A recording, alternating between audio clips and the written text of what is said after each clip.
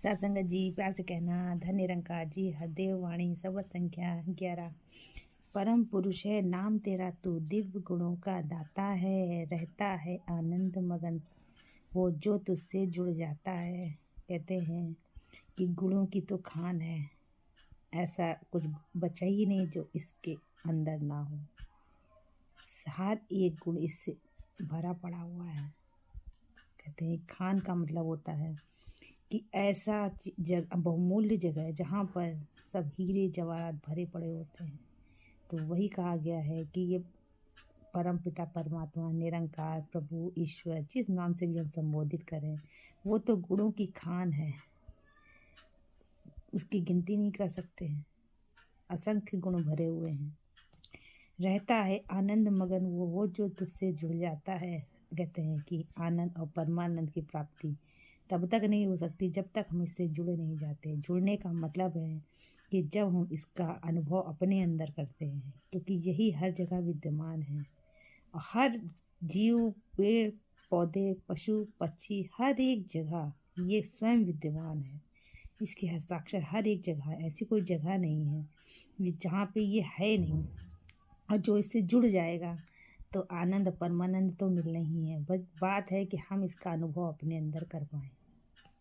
सदा एक रस रहने वाला तू ईश्वर कहलाता है, जो जन तेरा ध्यान धरे वो विचलित ना हो पाता है। ये कभी भी कहते नहीं है कि इधर उधर जाने वाला नहीं, ऊपर नीचे होने वाला नहीं, स्थिर है, हमेशा एक रस रहता है। कभी इसमें कोई भी अंतर नहीं होता, हमेशा अडिग स्थिर। तभी से कहा गया स्थिर के साथ जुड़िए स्थिर होंगे। और अगर आप इसके साथ जुड़ जाएंगे तो ये तो कभी विचलित होने वाला है ही नहीं। तो जब इसके साथ जुड़ेंगे, अपने अंदर इसका अनुभव करेंगे तो आप भी विचलित कभी नहीं हो पाएंगे, आप भी स्थिर हो जाएंगे। तू निर्मल है, तू पावन है, जो भी तुझको ध्याएगा निर्मलता आएगी, उसमें मन की मैल गवाएगा। सत्य बात है, ये निर्मल भी है, पावन भी है। जो भी इसको अगर ध्याएगा तो वही गुण, कहते नहीं है कि जैसी संगत वैसी रंगत। आप जैसा जिसका साथ करते हैं वैसे गुण आपके में आने लगते हैं। अगर इसको अपना साथी बना लें, इससे एकाकार हो जाए, इससे इकमिक हो जाए, तो इसके जो गुण हैं तो वो तो आपके अंदर आने ही हैं। बल्कि वो तो शब्दों में कहने की बात है। आप तो स्वयं शुद्ध ब्रह्म हो। तो आप जब स्वयं हो, जब आपको इसकी पहचान हो जाती है कि आप स्वयं ब्रह्म हो, तो वो जो गुण हैं वो तो आपके अंदर झलकने लगेंगे, स्वतः ही झलकने लगेंगे। निर्विकार है तू जो तेरा ले लेता आधार है, उस मानव के मन में कोई रहता नहीं विकार है। निर्विकार है जो इसका आधार ले लेता है। हमारे मन में कोई भी विकार उत्पन्न होते रहते हैं, ये तो निर्विकार है, इसके अंदर तो कोई भी विकार है ही नहीं। और जब हम इसके साथ जुड़ेंगे, कहते हैं जब हम इसके साथ जुड़ेंगे, इसके साथ इकमिक हो जाएंगे, निर्विकार तो हम भी हो जाएंगे, विकारों से रहित हो जाएंगे। क्योंकि इससे अलग होना, इससे पृथक अपने को समझना बड़ी, कहते नहीं कि बड़ी बुरी अवस्था होती है। इससे जुड़ने के बाद इसके अंदर जितने भी गुण हैं वो आपको स्वतः अपने अंदर दिखाई देंगे, स्थिरता दिखाई देगी, आनंद ही आनंद मिलेगा। उस मानव के मन में कोई रहता नहीं विकार है जी। अगर इससे जुड़ेंगे, अपने अंदर उस सत्ता का अनुभव करेंगे तो खुद ही पता चल जाएगा कि मेरे अंदर तो कोई विकार है ही नहीं, मैं स्वयं निर्विकार हूँ। तू शांति का स्रोत है, जिसने तुझसे चित्त लगाया है, भटकन उसकी दूर हुई है, मुक्ति का पद पाया है।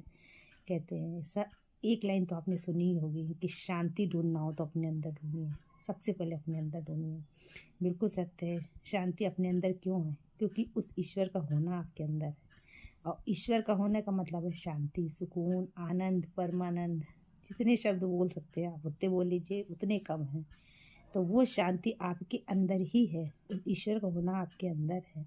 बस उसको जानना, उससे इकमिक हो जाना ही परम शांति को पा लेना है। और जब अपने अंदर उसका एहसास करेंगे तो आपका भटकन खत्म हो जाएगी। ढूंढने के लिए कि शांति कहाँ है, सुकून कहाँ मिलेगा, आनंद कहाँ मिलेगा, आपका भटकन यानी कि ढूंढना, इधर उधर भागना, वो सब कुछ खत्म हो जाएगा, भटकना खत्म हो जाएगा। और आप बिल्कुल इकमिक हो जाओगे और अपने ही अंदर उस शांति, आनंद, सुकून सब चीज़ को अनुभव करोगे। हे निर्भय अविनाशी, जिसने तुझसे प्रीत लगाई, ये सच है उसने जग में भय से मुक्ति पाई। कहते हैं निर्भय अविनाशी, जितने शब्द बोल ले इसके लिए उतने कम है। जो इसके साथ एकमिक हो जाता है, इसको पा लेता है, इसको जान लेता है, इसका अनुभव कर लेता है, आत्मबोध में आ जाता है, चाहे जिन शब्दों में आप कह लीजिए, वो भय से रहित हो जाता है। क्यों? क्योंकि उसको मृत्यु का कोई भय नहीं रहता।